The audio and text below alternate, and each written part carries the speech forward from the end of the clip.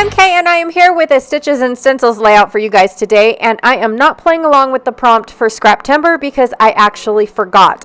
I got so excited with what I had planned for this layout that I completely forgot what the prompt was supposed to be. All right, so from Donna Downey, I picked a couple stencils. This one here is called Round and Round, and it is double D 129. If you guys want to look and see if you can find that stencil, it's been several years since I have purchased it. And this one's called Orbital. It is number double D 128, both by Donna Downey. I'm going to be putting this texture paste transparent matte in through the stencils with my tool, and then I pulled out some gelatos because Janet and I were talking about them, and mine sit in a bin in a box tucked away, out of sight, out of mind, and I have never ever really enjoyed getting into using them. So I thought I'd pull them out and see what the fuss is all about, which it's not, there's no fuss anymore that I pay attention to. All right, so from Dusty Attic, I have this one here. It's called Industrial Cluster number 3, and it comes in the June kit from Some Assemblage Required. I also have a couple flare that I picked up from Scrap and Happy Studio. Those gear frames are from Tim Holtz, of course. From 49 and Market, I have a couple embellishments, chippies, or no, not 49 Market, I apologize, Minte from the Garage collection, and then a couple more pieces that are random from Some Assemblage Required. This heart that is actually cut out of acrylic in the shop, but this one is the mock-up that I did for the shop. Also from the Garage collection Minte, I picked out this piece right here that is like the burlap, and it's paper number 3 if they sell them individual, but I don't remember if they do or not. And then I had a little star from Dusty Attic that came in a whole collection kit thing as well. And then this one is paper number 2 from the Garage collection by Minte, and I am just going to be using the the side that's diamond print. And then I have this white piece of paper that I plan on doing my stenciling on. So what I'm going to do is I want this stencil to represent the gauge that is in my photo. And my photo is just a mile marker. I finally put 40,000 miles on my 2016 nope, it's not an excursion.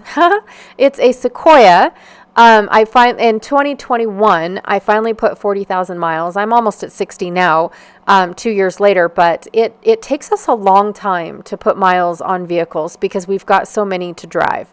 But I did want these stencils to represent gauges that look like the gauge on my Sequoia, basically.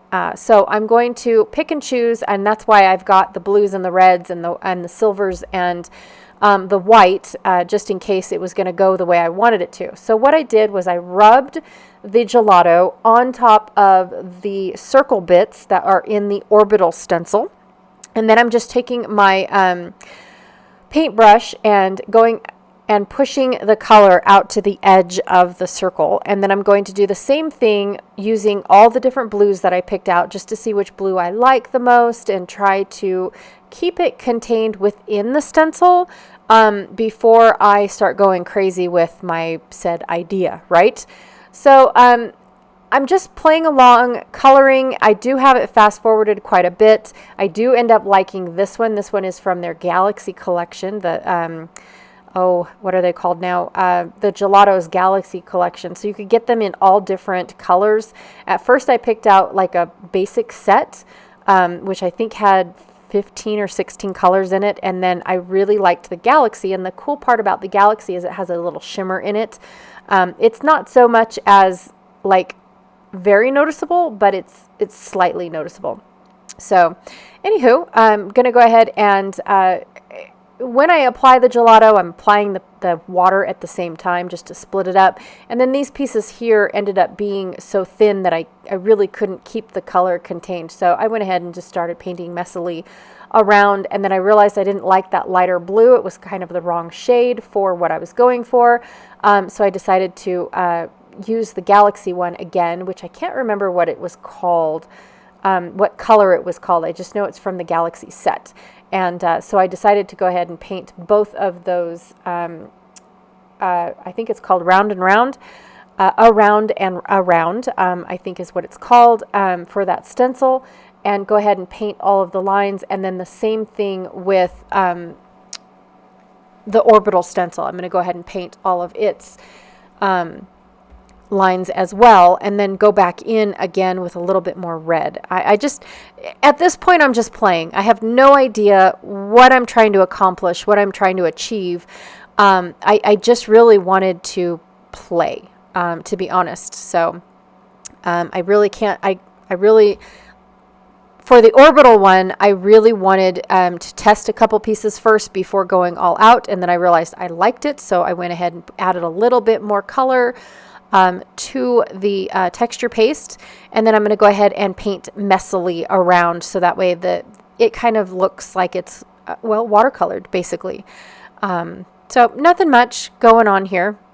I did add a little bit of silver in there, so it sparkles just like the galaxy blue sparkled as well, because the other one was just a plain color, and I ended up with a silver one somehow. I don't really remember how.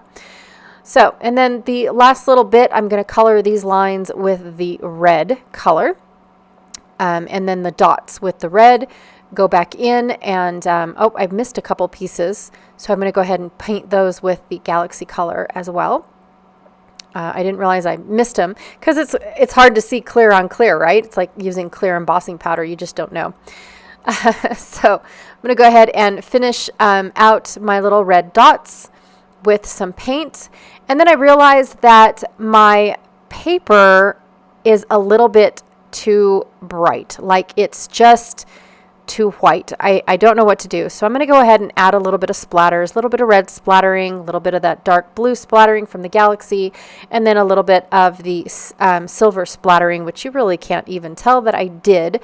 And then it's still too white. So now I'm going to take the entire background and spray it with a couple different coppery sprays that I had. Trying to match that copper color that's in the Garage collection, because I really don't want it to, I didn't want it to be silver, and I definitely didn't want it to be gold. So I just picked a couple different ones. One was a Tim Holtz, and I think the other one, I think they both were Tim Holtz, to be honest. One was just a mica spray, and the other one was a stain spray, I think is what it's called.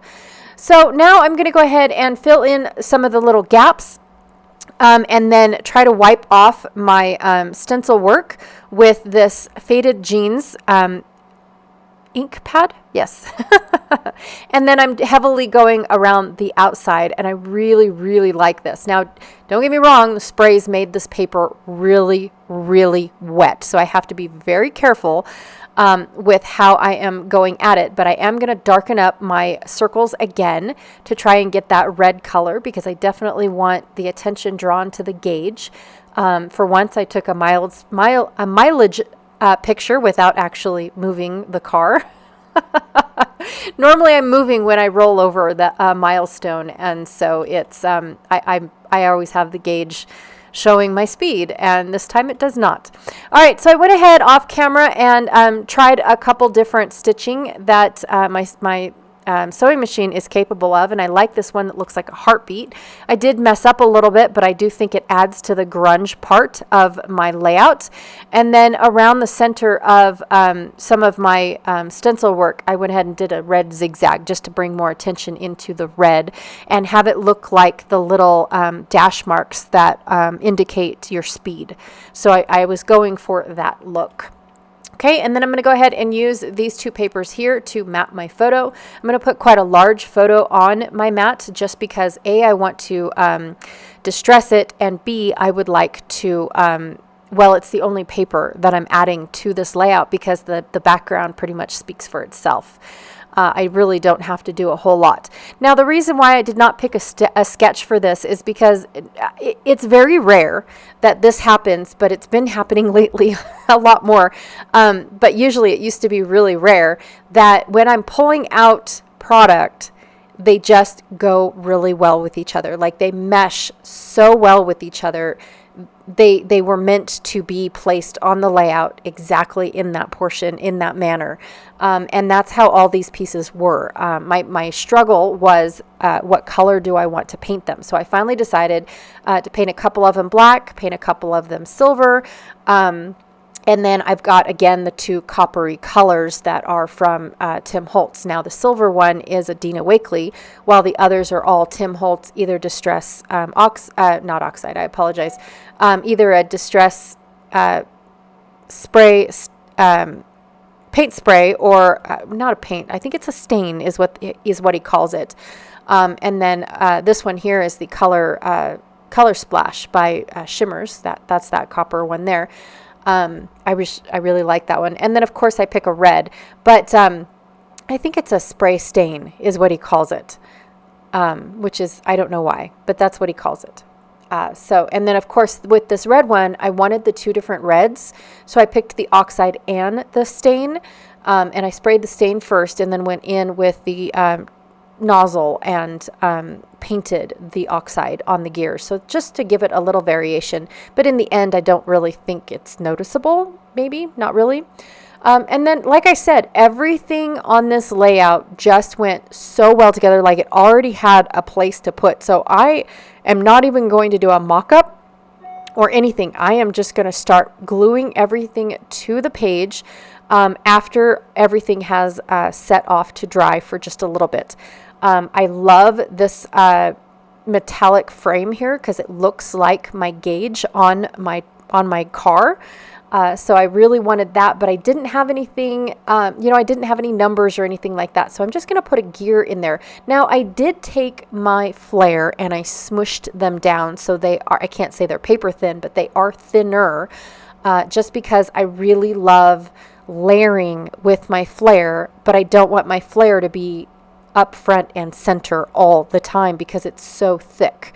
So I did, play around with my die cut machine and figure out how I can flatten the flare.